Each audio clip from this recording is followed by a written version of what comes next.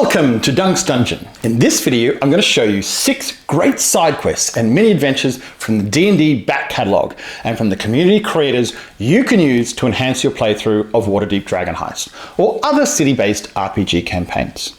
I'm Dunk and I love D&D for over 40 years now and love creating amazing adventures for my friends as a forever DM, using the massive trove of D&D content from the 80s and 90s and bringing it into the adventures of today. Waterdeep Dragonheist is a great module for new players and introduces Waterdeep, one of the greatest cities in Dungeons & Dragons lore, to a whole new generation of players. It is somewhat linear story set in an amazing sandbox and almost forces the DM to add their own personality to the adventure to make it memorable. Here are 6 side quests and mini adventures I added to my recently completed campaign that my players loved and truly made the city come alive and the adventure one of the more memorable campaigns in recent time. Now, before we start, I'd like to mention there are some great Dragonheist enhancement toolkits and supplements our community has published, specifically to help the Dungeon Masters enhance this module, and I'll link to some of my favorites in the description. But what I'm going to describe in this video is mini adventures independent of the story that you can slot into the campaign to give a more vibrant experience for your players. So the first adventure is called the Blue Alley. Early in the adventure, the player acquires an old rundown tavern and is in need of funds to make the location livable and productive. Seeing as my group was pretty new players and most were not across the Forgotten Realms lore, I chose to downplay the factional elements of the adventure to simplify the early game. But I still needed to make a way for the characters to make some money and pick up some early magic items. The Blue Alley is mentioned in Waterdeep Dragonheist as a maze built by an evil and reclusive mage to test adventures filled with traps, puzzles, and monsters. And there's a great adventure on DM's Guild by MT Black and Alan Patrick that does just that. This is a great little module that acts as a great dungeon crawl for new players and has the right balance of puzzle solving, traps, and monsters to teach new players the fundamentals of dungeon crawling and will keep experienced players interested and engaged. I ran the adventure basically as is, but with an added room where the party was attacked by animated magical items, one for each character. That would be their key magical item throughout the adventure. My only critique of this adventure is that the alley starts with a left or right decision right at the beginning of the alley, but really only works if you take the left path first. And of course, my party chose the path to the right and was frustrated with all the doors they couldn't open as the access keys were all down the left path. So next up, we have the Rats of Waterdeep. I only like advancing the main story when all my players can attend, and there was one month when one of my players was traveling overseas, so we did another little side quest, the Rats of Waterdeep. It's an Adventure League module I picked up off DM's Guild by William Doyle and Lisa Penrose, and my players loved it.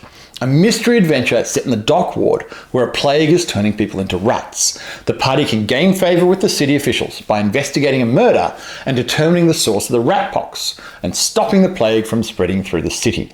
A well-constructed story with a love and betrayal and a final confrontation that can be an epic combat encounter or an emotional role-playing event.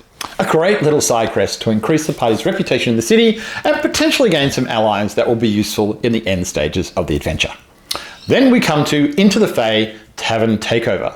To punish the players for leaving their tavern unguarded and unoccupied during their week solving the Rats of Waterdeep mystery, I took one of the chapters out of the Into the Fey module by DM's Lair called the Dancing Meadery and adapted it to fit the adventure. A portal to Satyr village in the Feywild opens up in the basement of their tavern, and they return home to find the tavern filled with drunk and belligerent satyrs. They have to negotiate, cajole, and intimidate these satyrs to leave. The party can go through the portal and try and convince the leader of the village to control the uncontrollable chaotic Fey. My party did an amazing job role-playing with the satyrs and set up a bunch of performance, feats of strength, and drinking competitions to win back the tavern from the satyrs. In the end, they obtained a strong trade relationship with the village and doubled their customers by keeping the portal open.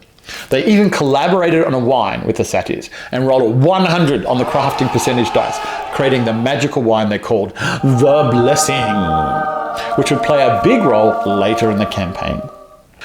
Having acquired the blessing and wanting to make more gold to refurbish their tavern, my party has a plan to sell the wine to the nobles of the city. And what better marketing campaign than to announce this delectable drink at a masquerade ball filled with the rich and famous of Waterdeep. I found the perfect adventure to adapt for this in the Keys from the Golden Vault module, with the gala at the museum from the opening adventure, the Murkmire Malevolence. This adventure describes a gala where an artifact from the jungles of Chult has been recovered and put on display. However, the artifact is actually an eldritch creature's egg and is about to hatch. Except for my purposes, my adventure was set in a demiplane crystal palace, where once the egg hatched, the exit portals were sealed and the party was trapped in the demiplane with a newly hatched monster and a selection of horror film NPC tropes in the form of suspect nobles. I ran the first half of the session as a Bridgerton ball and the second half of the session like a combination of Alien and The Thing. Quite a few minor Waterhavian nobles died that night, but the party did get some buyers for their wine. If you've seen my best bits to steal video on B10's Nights Dark Terror, you know I love a good siege. A siege is a great way to engineer a battle to drain all the party's resources down in a systematic way, to make the final phase meaningful and tense. Having the siege occur at a location the party is emotionally attached to ups the stakes and makes retreat a costly choice. After my player acquired the MacGuffin of the adventure, the module says to ambush them in an alley on the way home. I preferred to catch them at their home base while they were sleeping after a long rest. If you want to know some of the best bits to add to a siege, check out my video on B10 Nights Dark Terror. The party was supported by the friendly ghost and some satyrs from the portal to the Feywild, making the siege a truly epic battle. I added a new mini-boss to the adventure for this battle, a Warlock of Xanthar, with a single large eye in the center of their forehead that could channel one of the powers of Xanthar's eye stalks randomly each round as a legendary action. Towards the end of the campaign, the party is required to find 3 keys to progress to the final area. They had enough of the city by then, and I set one of the keys as a bronze dragon scale. Having the Stormwreck Isles just off the Sword Coast, close to Waterdeep, allowed me to use Dragon Rest as a location and the Temple of Bahamut as a focal point. I spread a rumour there was an ancient bronze dragon living in the Isles who helped protect the city from a demonic invasion 1,000 years ago. By using the locations and the NPCs of the module, I made a pirate-filled sunken treasure adventure and a very dangerous encounter with a senile ancient dragon. And for a bonus 7th adventure, check out my video on Skullport, a must-visit location for every Waterdeep-based adventure. I sent my party there hunting a beholder stalk from a weakened rogue beholder dreamt into existence by Xanthar. It was a way for my party to get a chance at fighting a beholder without breaking the law of Waterdeep too early in their campaign arc. With the new D&D books coming out now, there's never been a better time to borrow ideas and concepts from previous editions of D&D and all the great community creators out there. It will enhance your game and keep your players guessing what will happen next. So until next time, may you roll well and roll often.